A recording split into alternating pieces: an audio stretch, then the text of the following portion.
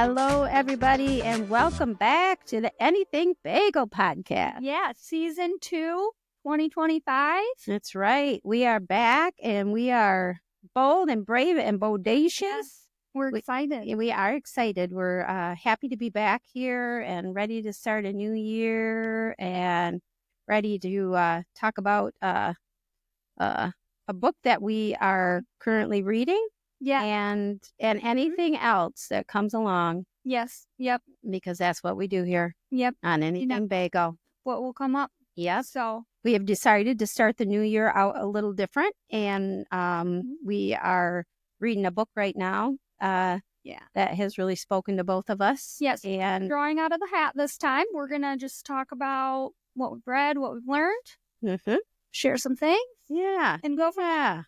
Yeah. And this is the book, which is the Let Them Theory by Mel Robbins. And Mel Robbins has a podcast as well. Yeah. And that's... and if you don't know who she is, look her up. She's got YouTube, endless scientific advice. She's just great. And this book has been great so far. The book has been great. Mine is different because I'm a jacket off person. It's a jacket off. Yeah. See, there's her little, and I'm a jacket on. Yeah. And comment below, do you leave the jacket on or do you take the jacket off? Yeah. We're interested. Yes, we are. We're interested in anything. Yes. Anything. But yes, if you haven't checked out Mel Robbins, check her out on her podcast, check out her books. And I did a 6-month coaching program with Mel this year called Launch, and that was life-changing, and got to watch Mel through some of the process of finishing this book. So cool. Yeah, it was super cool. And so we decided we were just going to start the new year off reading this book together, and thought we'd just share some of it. So I'll be honest, I wasn't overly excited about the book at first, because generally I'm very good at letting them. I'm pretty good at just letting people do their thing, judge, talk, whatever. And it's been amazing. I love the book. I can't wait we're almost done. So I'm excited. Yeah, we are. And kind of the Let Them Theory was something that Mel had done, like a clip, I think, on on this, and let them is really about letting other people be other people, and about letting yourself be you. Yeah. And kind of taking responsibility for yourself and letting other people take responsibility for themselves. Yeah, letting people react how they want to react, judge how they want to judge, talk how they want to judge. And she did, like she said, there was a little clip, and then it kind of took off, and people started getting tattoos. Just to remind yourself, because if you, I think one of the things people were getting, really getting the tattoos for is when you're getting wrapped up in other people's stuff. Yeah. And it's causing you some kind of grief, pain, sorrow, stress, whatever it is. It's like a reminder. You look at it, you go, oh, that's right. Yeah. I can just let them. Yeah. I'm not responsible for them. I'm responsible for me. And for me, the most, because like I said, I've been pretty decent at letting things go when people get upset about something that I do. But what really has hit home for me is she talks about the let them and then the let me part. And I love that about one of the chapters is the adults having a temper tantrum. Let them have the temper tantrum, but then let me, what can I control? What can I do? What is my role in this? And I really loved that. Right. So. Right. Yeah. Yeah. I do like the power comes in the let me part of it. Yeah. Yeah. Where the let them is a way to, let go of that which isn't yours. And then the let me is where you start take responsibility for yourself. Yeah. And like, say, if you're in that difficult conversation and an adult is having a temper tantrum, you can choose to walk away. You can choose to, we'll talk about this later, or we'll choose, I don't talk to people when they're at that level of whatever. Recognizing like what maybe sometimes, unfortunately, you are the person who's having the temper tantrum. Right. Yeah. So, I love the let me part. I thought about getting the let me tattooed. Right. I did too. Let them, I did too. I just like how it's like, okay, I think about the let them like in a situation, okay, I'm going to do this, and whatever their reaction or whatever they say. But then I start to think through, okay, but what am I going to what's going to happen? What am I going to do in this situation? So. Right. This way of like taking your power back.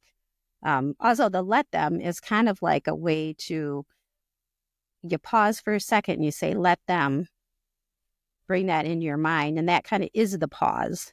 Yeah.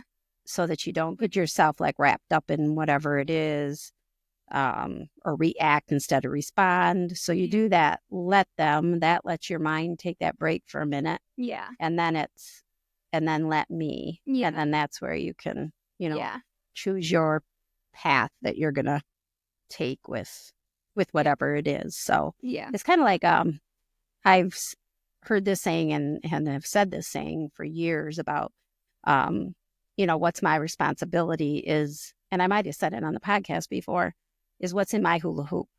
Oh, yeah. That the size of a hoop, that my responsibility is inside my hula hoop. Yeah. And if other people's stuff is, outside of my hula hoop. I mean, it's different for kids and stuff. And we're not talking about, the part where we have to take responsibility for our small children and that kind of thing. That in here too. Like there's different ways, of course, to handle it. And maybe she'll get into it a little later, but mainly it's about adults. Right. It's about like a stressful situation at work, your marriage, friendships, and I've kind of learned too throughout reading this is the situation is what it is. Mm-hmm. And then I'm not going to worry. The situation is, and how they react is not my responsibility.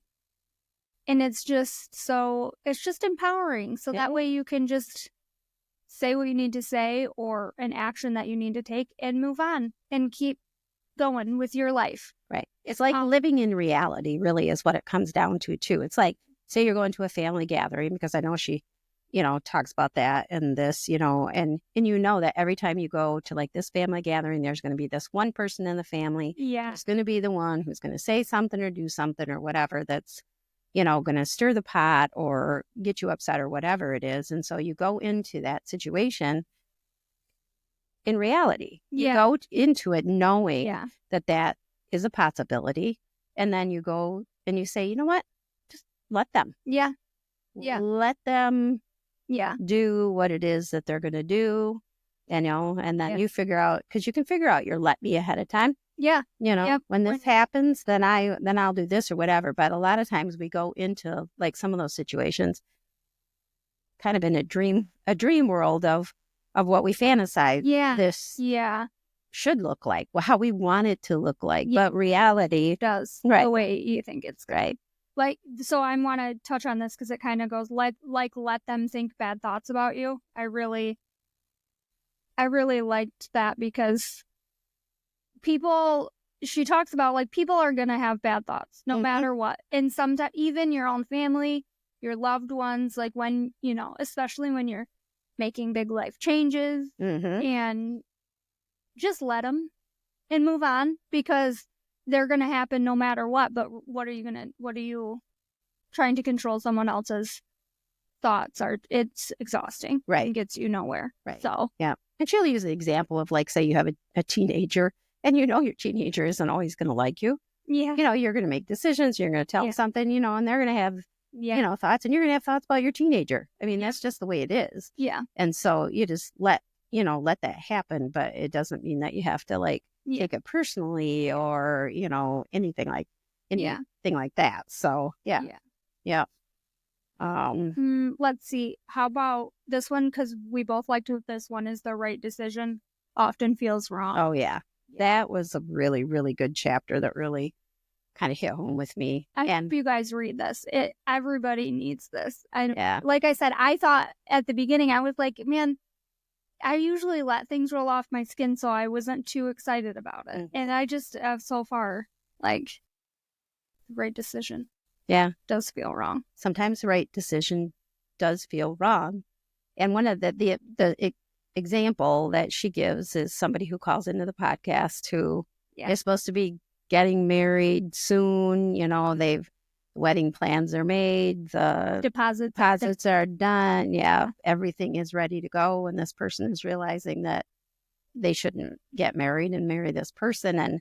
And the example is like, how the right decision feels wrong is because we know sometimes that when we know a decision is right for us, that it's going to hurt other people sometimes. But like in that situation, it's, yes, you are going to hurt other people, or you're going to make the decision to try to save those people from hurt emotions, and then you're going to hurt yourself. Yeah. And then you're just really prolonging. Yeah, and then you're that miserable one forever. Or, until you time. Right. Yeah. Right.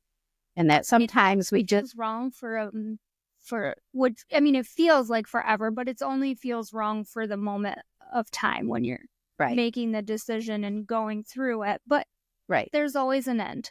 Now, sometimes we just need to have those difficult conversations sooner. Yeah.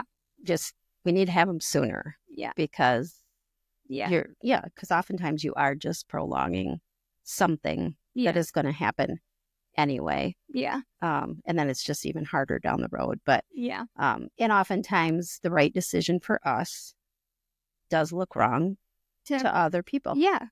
Yeah. Because they're not living your life, and they're not feeling what you're feeling. Mm-hmm. They're not in your head at night when you have to go to bed. Right. Like, they're not, when you're out walking by yourself and you're having all of these thoughts, even if it's a loved one, nobody is experiencing life the way you're experiencing it. Right. And if you're having this, and this, I mean, also comes with growth and healing too, but if you're having this feeling about a decision, like, like this person, like getting out of their marriage, then it's probably the right decision. It's kind of funny how in human nature, like, this person would rather just get married and like keep the peace and keep all of these other people happy instead of themselves. Right. Like, that it's just kind of wild how human nature. Yeah. Yeah. And, it comes down to being true to yourself. And that's not always an easy thing to do. Yeah. I think that takes practice. It does take practice. Yeah. It does take a lot of practice. Yeah, and learning that. And I think that this kind of helped bring that back maybe to my frontal. Mm-hmm. So to practice and keep it's okay. Because we're both going through a lot of changes. Right. And, but I'm a little more comfortable because I'm the one who's happy and having to live my life, not everybody else. And I'm just letting everybody else have their judgments, opinions on what my life should look like. But I'm comfortable with the decisions I'm making, and I'm happy, and that's just the way it is. Where the cookie crumbles.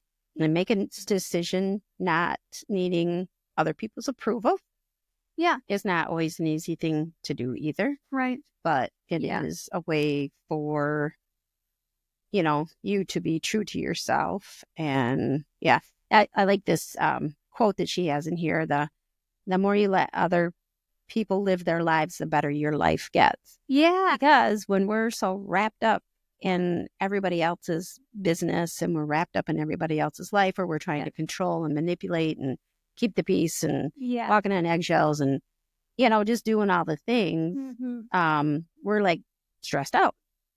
And when we let other people live their lives, we have so much more time. Yeah, for ourselves. To live our own. Yeah.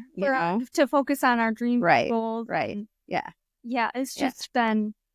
I was listening to this other podcast today, and Rachel Hollis talked about this. Shout out to Rach. This quote, and I'm not going to get it all right, but it was the example of, so you have a water pitcher, a vase, whatever. And, so we get a little filled in our cup, so get a little in our cup, and then we take our cup and we're pouring in our kids' cup, we're pouring in our parents' cup, we're pouring in, we're just constantly filling up everybody else's cup all the time. And then our cup, gets depleted and we're frustrated, or we have no energy, or just nothing left, And the example that she gave is that when we let the universe and God, or even ourselves, pour into our water pitcher, our vase, that what happens if you just continue to keep pouring into something, it overflows out into everything else. And that, and so I like that, especially you're filling other people's cup by filling your own cup. Yeah. And it's good with like the let me make the decision, or you like the decision you want to make, because you're going to be happier in the end, which is going to fill your cup in the end, and then it will radiate to every other part of your life. So and let me do the things I enjoy, and let me try new things. And it doesn't mean that we don't ever do anything to serve other people. It means that when we are in that place where we're serving other people, is we're doing it because we want to do it. Yeah, and we're in a better space. We don't feel like anxious while we're doing it, or sometimes people are grudgingly doing it. Right. You just feel better about it. Right. You're doing it from the space of I want to, or I get to. Yeah. I get to. And that. I was trying to think. The next couple are comparison, which I really liked too.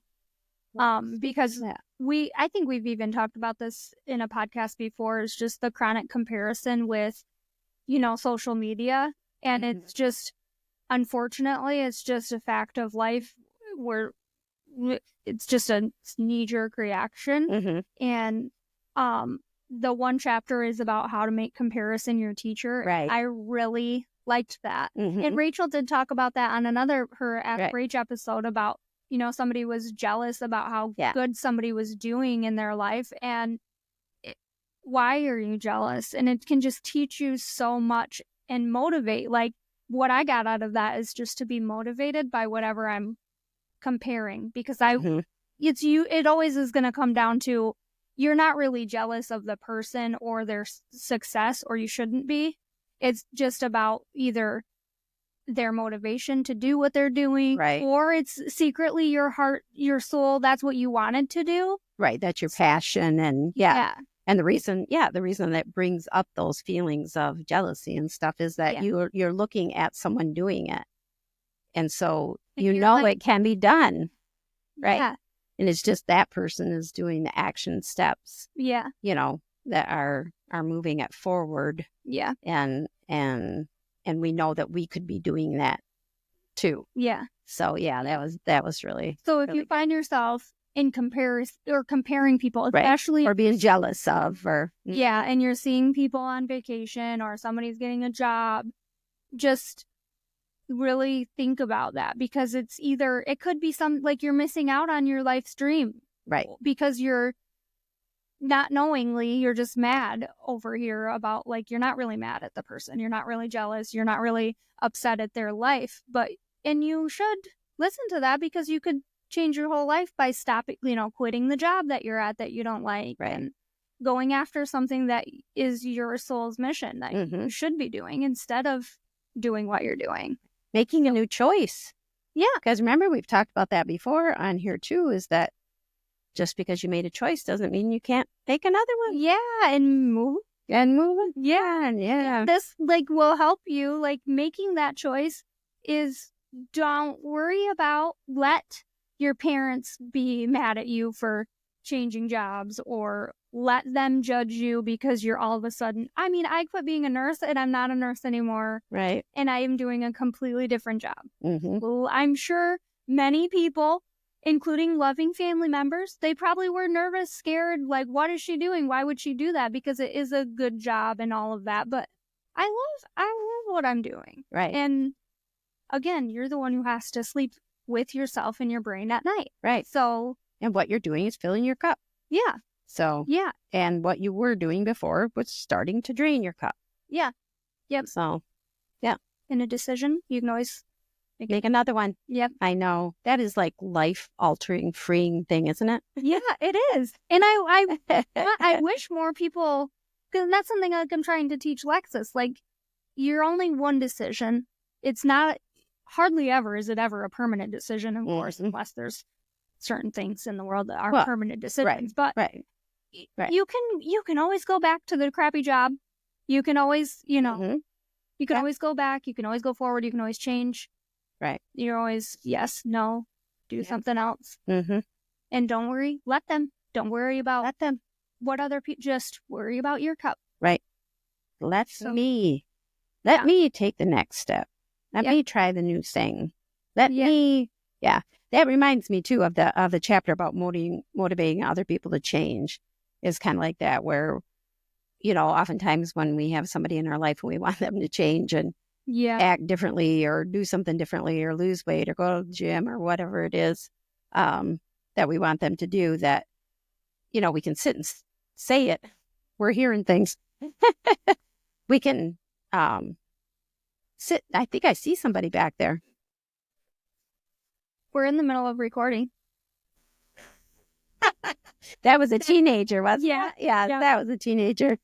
She will be very happy that if she was seeing her face on there, she will. Someday she will join us. One of these. So she has a good life lesson that she's taught both of us, and I want. Yes, about it. She does. So anyway, back to the people changing, and we can harp on people, and we can say, you need to do this, you need to do that. Yeah. And that is never going to motivate them to change. No. At all. No. In that, instead, you can go, you know what? Let me. So if it's really that important to say you want your spouse to start exercising, they need to lose 20 pounds or whatever. And if it's really that important to you that they change, then you start doing the thing. Yeah, I'm excited that we haven't read The Power of Influence. Right, we have. I can't wait to see how that wraps into. Right, yeah. And you really should stop trying to motivate people to change. Mm-hmm. It's just it's an endless. Right. And a lot of us are doing it, like family members, you're doing it out of love, but it's not loving. It's not, we know we think it is, but it's, if you want them to quit drinking or you want them to lose the weight or you want them to go to church, that's just motivating somebody else to change is a draining effort. Right. So, and it's not fair to your guys' relationship. It doesn't help anything. And rarely ever do they actually change the way you want them to. Right. So. Right. Because they have to get to their own let me. Yep. And so you just let them sit on the couch. Yep. Let that be who they are at that moment. And let you go for a walk. Let you go for a bike ride. Let you go to the gym. Let you go to whatever it is. Yeah. And because there's way more, which I think she's going to get to, influence. In you that than there is in you sitting around getting after them all the time. Yeah. Or if they see you, and it doesn't have to be the same thing that you want them to do or whatever, but if somebody else sees you living your life and doing the things that fill your cup, there's also the natural power of comparison. Mm-hmm. They just happens and it's natural, and they will start to I'm wondering if this is like what's going to come in the influence. Like they're going to be sitting on the couch while you're out walking, or right. They're going to go stop at McDonald's on the way home when you have a really healthy, fabulous dinner. Right. That stuff is just unconscious in our human nature that I think, and hopefully we'll learn in the influence part. That's the kind of stuff. Just only focus on me, what you can control. Right. And the things we see, doesn't she talk about, I think it was in that chapter where she talks about like somebody at your office and every day they go for a walk. I think. Or is that, maybe I've read it.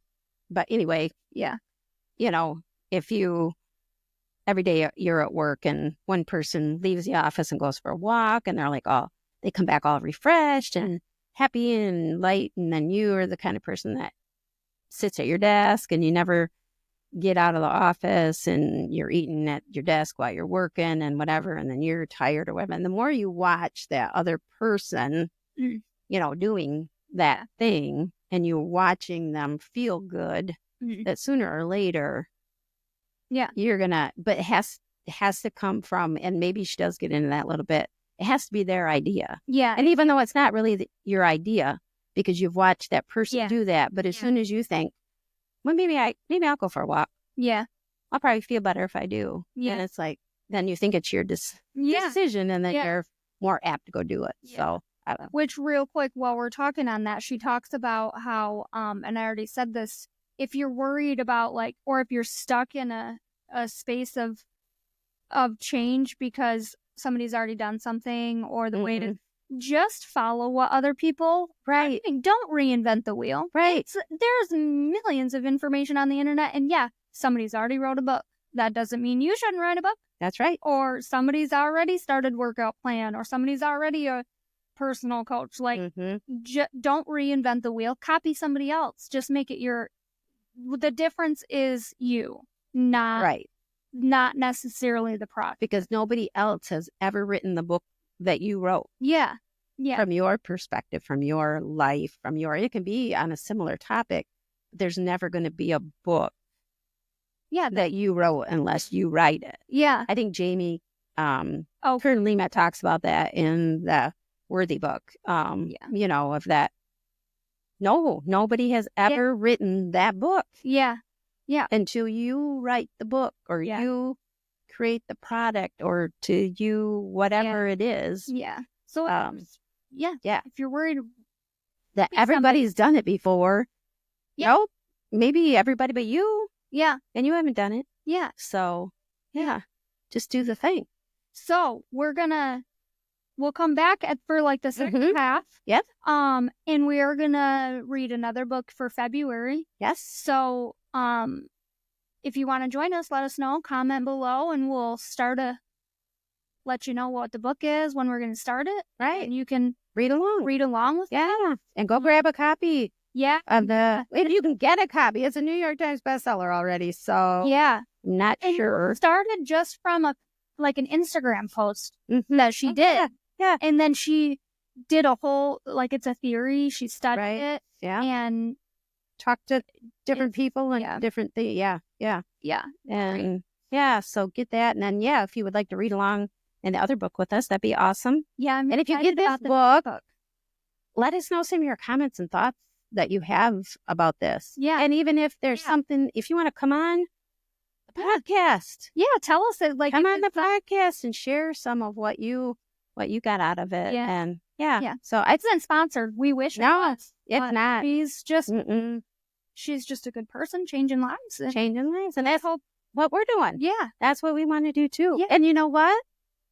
Other people podcast. Yeah. But guess what? Nobody's doing this one. Nobody's us. Except for us. Yeah. We're doing this one. Yep. So, let them and let you. Let them. And let me do the Anything Bagel podcast. Yes. Thank you for joining us. Yes. Thank you for joining us. And we will be back soon. Yeah. Hopefully in a couple weeks. And we'll see you there. Yeah. Happy 2025 to you. Yeah. Good luck. I hope you haven't given up on your dreams, goals. Your dreams. Yeah. If you have, start again. You can always start again. Say, let me. Yep. Okay. All right. Bye. Bye.